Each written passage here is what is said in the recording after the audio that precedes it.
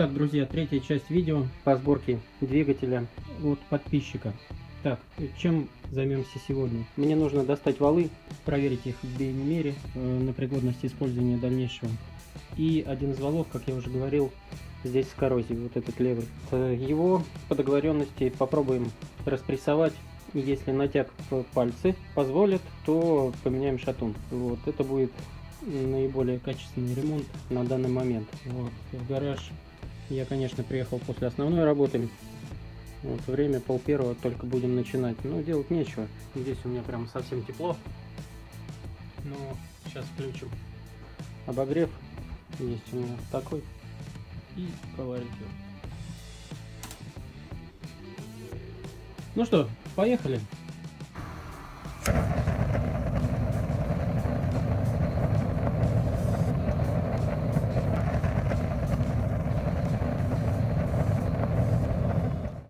Так, друзья, первым делом, что нужно проверить, так как двигатель нам не знаком, кто его собирал и как, нужно одеть перчатки, перчечи, потому что не вами собранный двигатель пачкать нельзя.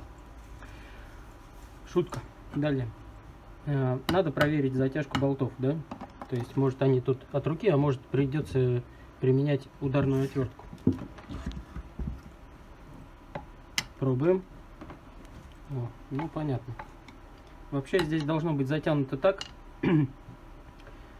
чтобы вы хрен открутили. Потому что, если эта крышка открутится во время работы двигателя, она разобьет картер, и вы его потом просто очень трудно восстанавливается это дело.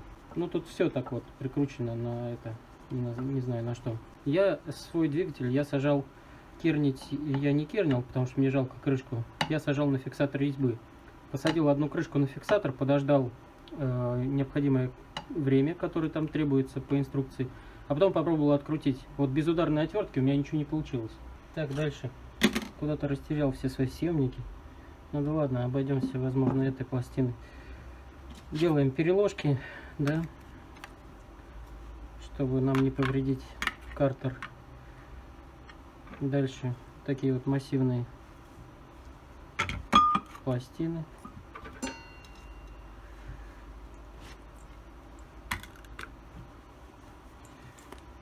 И вот такая штука. Шпильки с гайками, не шпильки, тут болты с такими вот большими гайками. Их мы будем сейчас заворачивать и потом выкручивать. В этом случае крышка выпрессовывается не через коленвал, давится на цапфу, что неправильно. Коленвал будет сжиматься, играть у вас внутри картера. А мы выпрессовываем крышку относительно картера самого двигателя, да?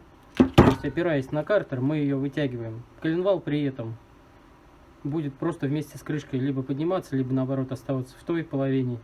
То есть он не участвует. Это правильно. Только так нужно выпрессовывать, друзья.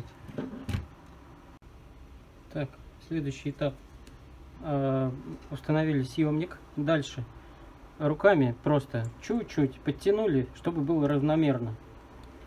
Вот, равномерно натяг на обеих. То есть их нужно там оборот сделали и тут сделали. Чувствуете, все, появился натяг.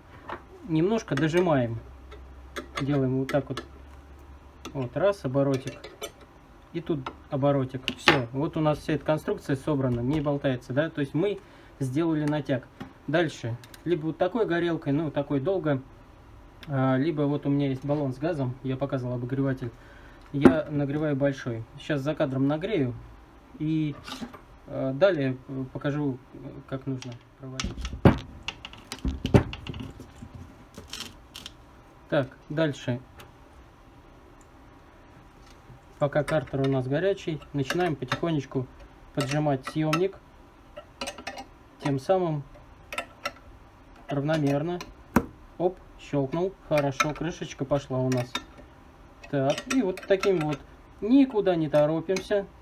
Если у вас, я много раз говорил в своих видео, если у вас времени мало, не занимаемся ремонтом. Так, я вот смотрю, крышечка пошла у нас на несколько миллиметров. Это хорошо. Так, и вот такими вот никуда нельзя перекашивать, соответственно. Вот так вот выкручиваем.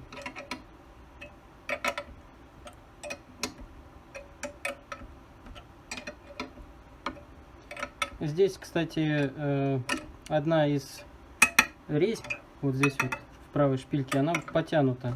Я так подразумеваю, когда выпрессовывали, ее повредили. Ну ничего, я ее поправил метчиком.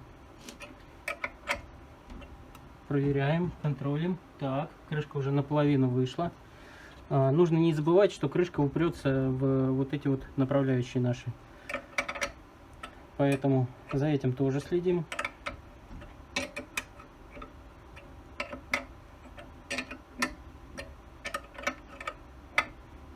Но я думаю, это я тут ничего такого секретного не рассказываю. Все вы это все знаете. Вот. Но хотелось показать именно, как я это делаю. Потому что многие почему-то оставляют за кадром некоторые вопросы. А вопросы у человека остаются, он смотрит видео, там человек говорит полная разборка и сборка двигателя Юпитер. При этом там некоторые нюансы важные не показывают. Вот это важный очень момент, потому что крышку ни в коем случае нельзя повредить. Вот. И там обратным молотком каким-то, или что еще хуже, бывает удары по коленвалу. Здесь, кстати, на коленвалу с той стороны, но я так думаю, это не родные коленвалы, там есть удары. То есть конус поврежден. Делать, пытаться правильные замеры в биенемере, ну, попробуем. Не знаю, сейчас вытащу, осмотрю его внимательно. Вот. Гараж у меня уже прогрелся. Так, ну, нет, есть еще 5 миллиметров примерно. Но обычно, если мне память не изменяет, мне хватало за один присест без подкладок дополнительных снять эту крышку. Но здесь вот, кстати, очень хорошая посадка вот этой вот крышки, да, коленвала. Обычно на Юпитере там начинаешь зажимать вот так пальцами только, и она начинает выходить. То есть даже ключа не нужно. Берешь вот так вот и все выкручивается. В этом случае коленвал, конечно, он будет иметь некоторую степень свободы при нагреве, и будут лишние посторонние люфты появляться, шумы двигателя и так далее. Так, у нас уперлось. Не забываем об этом. Выкручиваем. Да, крышка очень плотно, хорошо сидит. Это здорово.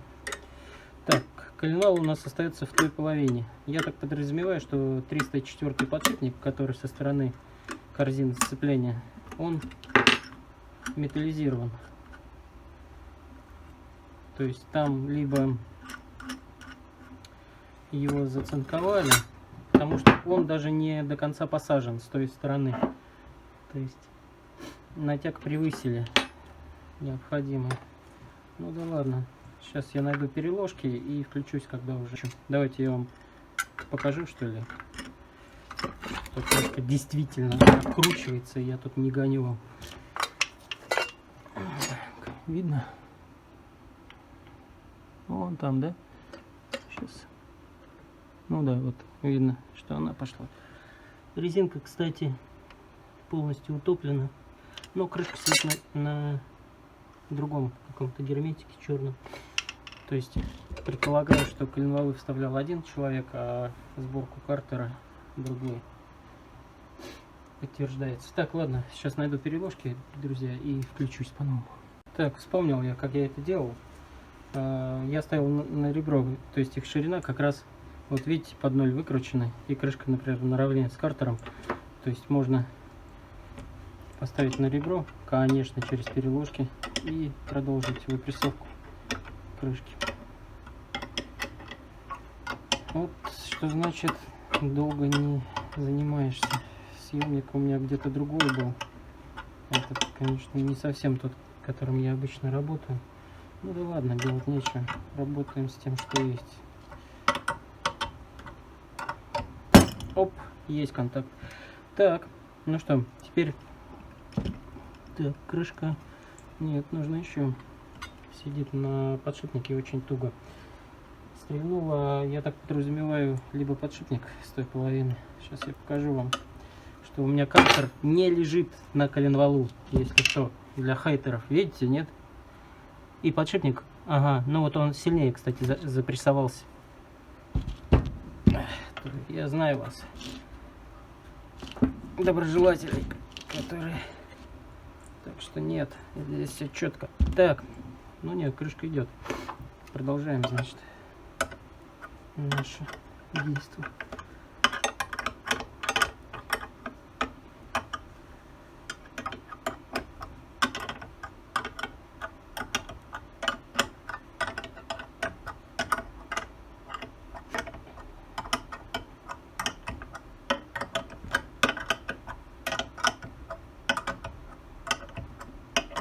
Там ее держит, вот еще раз щелкнул. Тут подшипник, что ли, так заметаллизировали сильно.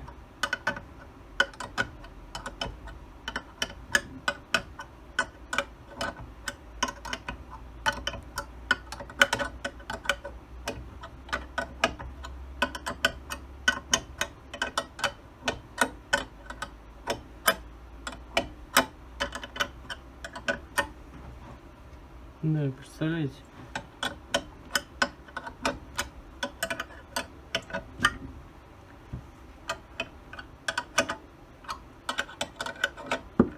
Угу.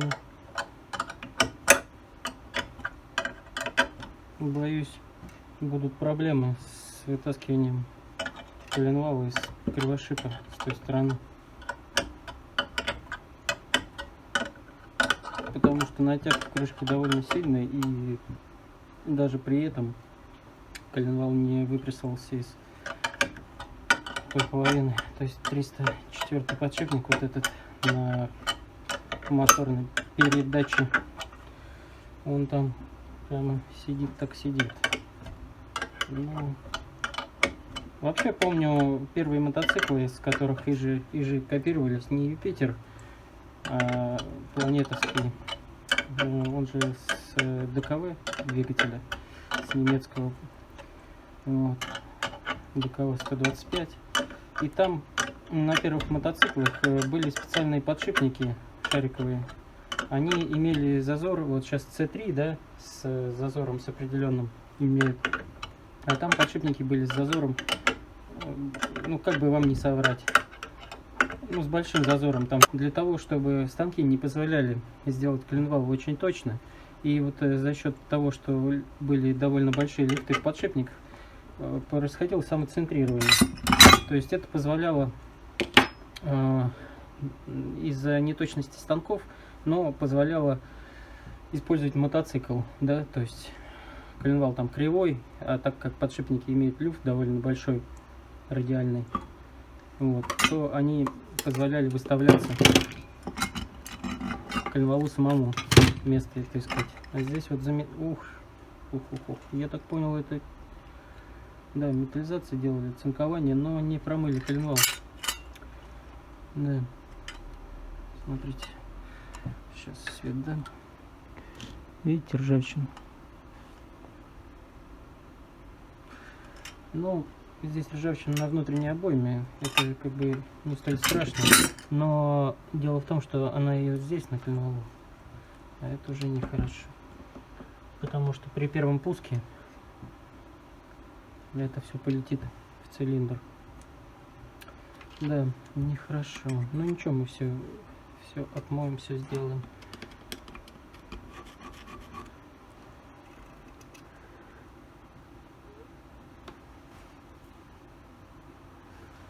Все отмоем, все сделаем.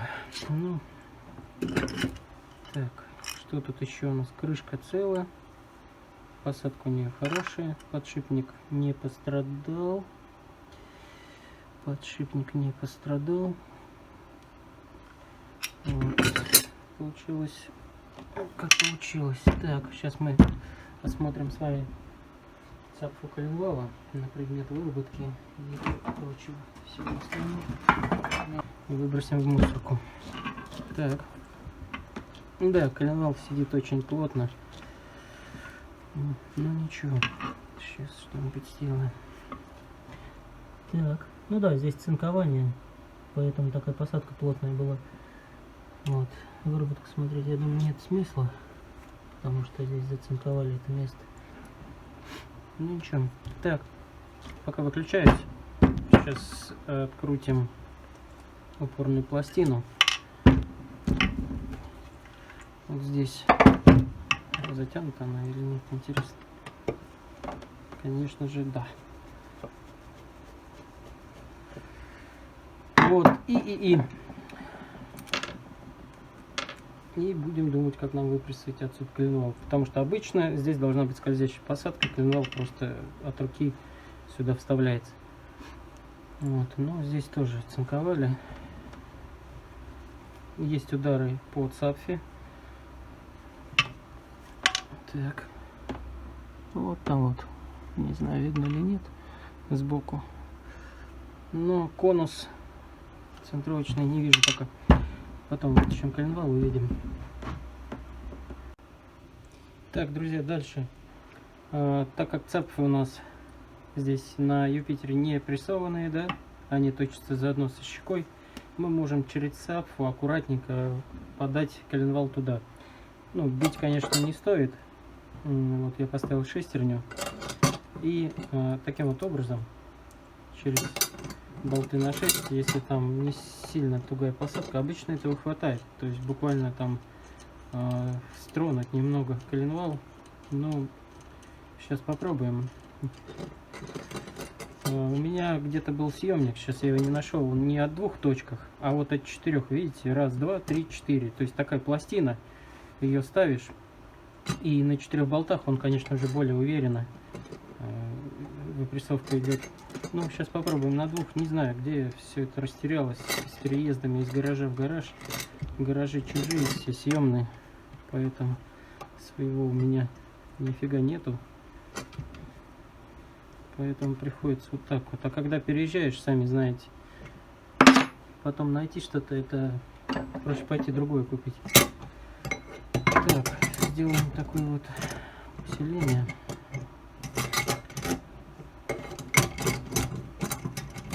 Попробуем. Угу.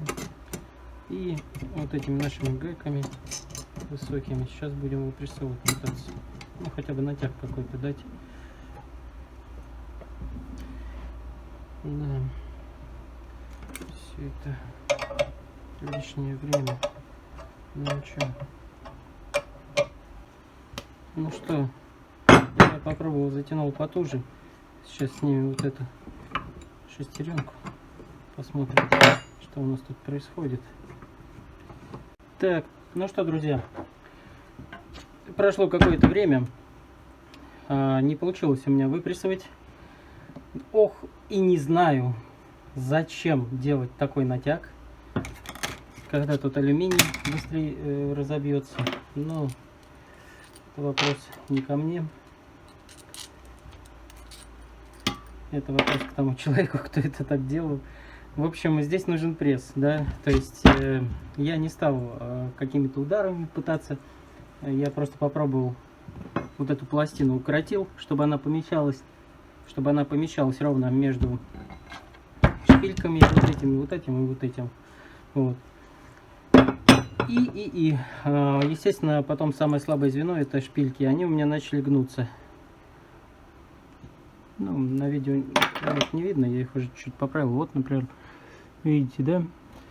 То есть, что получится, я просто выдерну вот эту вот резьбу и все на этом. Потому что, ну, я не знаю, его заколотили, конечно, туда очень сильно. Очень туго сидит именно на цапфе, подшипник на цапфе. Поэтому в первом видео, я когда делал разборку, я обратил на это внимание, что вот здесь вот есть некоторое, но оно не посинение, а следы нагрева открытым пламенем. То есть, я так понимаю, его грели, подшипник, очень сильно, и заколотили туда. Естественно, нагреть в картере подшипник опять до такого состояния, ну, не представляется возможным, потому что здесь масса металла очень большая. То есть, когда его устанавливали, грели только подшипник. Это гораздо проще. Теплопроводность, объем тела и прочие все факторы, они позволяют это делать. А сейчас, чтобы мне его снять с цапфы, я не, ну, представьте, нагреть целый картер до 150 градусов. плюс коленвал имеет массу. Ну, проще оставить это дело до завтра, потому что время нас не ждет. Сейчас без 22 уже. Вот, а на 8 часов утра я договорился с человеком о фрезерных работах. Видео будет следующим. Поэтому пока оставляю так. Мы его на прессе, у него есть пресс. Аккуратненько переложим и выдавим его. Вот и все. Ну, тут либо подшипник выйдет, либо выдавит стопорное кольцо, которое там держит подшипник. Есть еще один вариант. То есть, если на прессе не будет поддаваться, тогда придется вырезать вот этот подшипник. То есть, вот эти шарики удалять, сепаратор, и вместе со внутренней обоймой вытаскивать, а потом уже съемником снимать внутреннюю обойму. Вот, это как вариант, чтобы ничего не поломать в картере. Потому что может картер тупо лопнуть. Если дать, например, нагрузку на прессе и двусеру давить, может выдавить стопорное кольцо, там проточка, и выломать даже картер. Поэтому это очень аккуратно нужно делать. Очень туго сидит здесь крышка. Только вот сейчас начала хрустеть. Вы слышите? Вот, щелчки.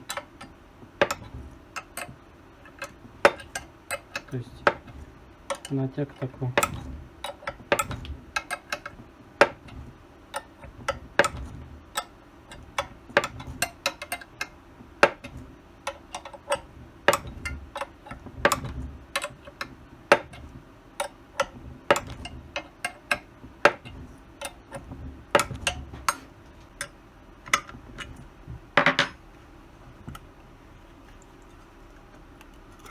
Так, а тут видите, подшипник остался на валу. Ну вот с этими посадками, конечно.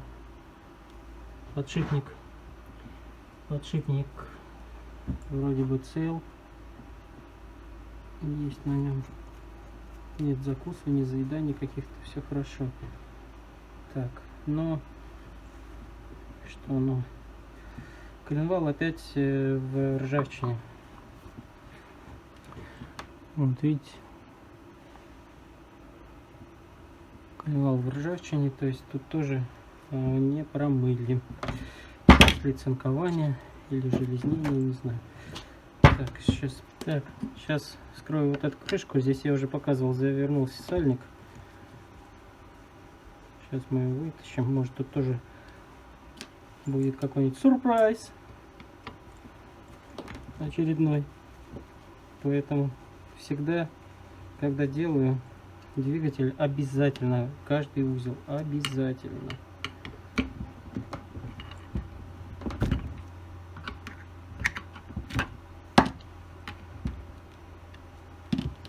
О, понятно. Солидол-то зачем?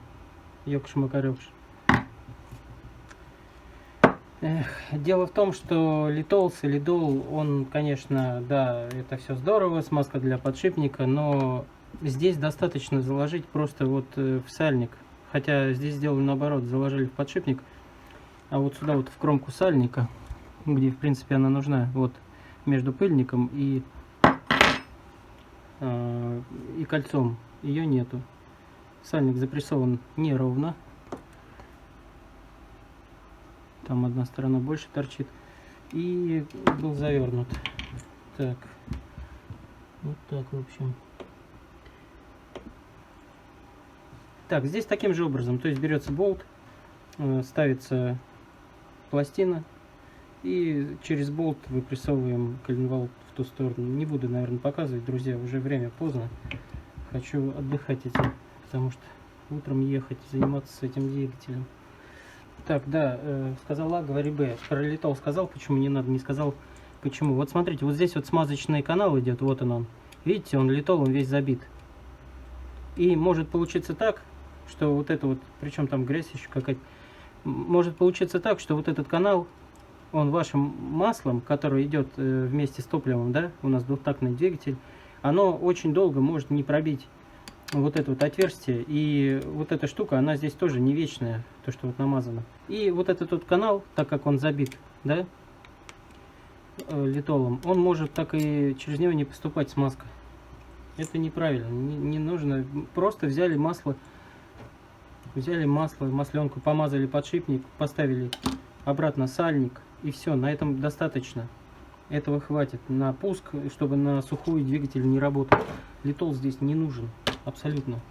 Так, друзья, ну, в общем-то, вторая половинка такая же проблема.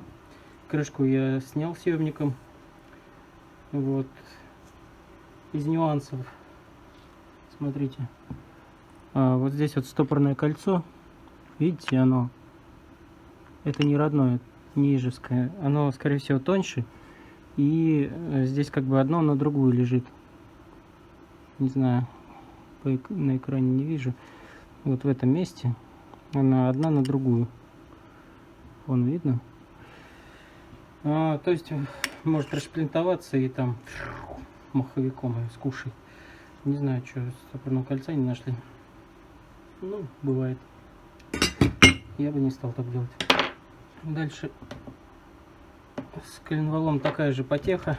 То есть он отсюда не извлекается. Попробовал я его съемником туда, через вот так. Поняли, да? Ну нет, он не идет. То есть я подразумеваю, этот коленвал собран ровно так же, как и другой. То есть с цинкованием, железнением, не знаю чем. И запрессован туда. Может быть даже и запрессован с помощью пресса. Поэтому можно просто сейчас испортить. Не нужно торопиться. Завтра у человека, повторюсь, на прессе аккуратненько попробуем, чтобы он пошел. Если нет, будем греть, материться и так далее. Бубен там, я видел, у него висит. Вот, ну, пока так.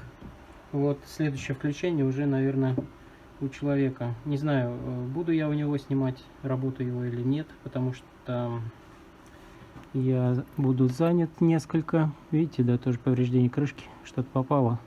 Она такая, саживали ее. Вот в нижней части. Ну да, тут грязь. И, короче, с грязью ее запрессовали, подрало. Так, еще один момент, пока увидел. И самому для себя. Я тут плоскости немножко вычищаю. Так, держим. Смотрите, вот этот вот фиксатор скоростной, да, он скоростя фиксирует. Плюс он как бы датчик нейтрали вот здесь. Но вот тут вот внизу, сейчас, вот сюда вот смотрите. Видите?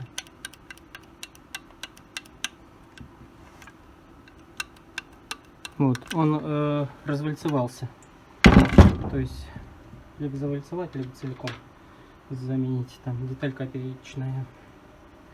Соответственно, все это болтается и правильно работать не будет. Так, ну, пока так, друзья.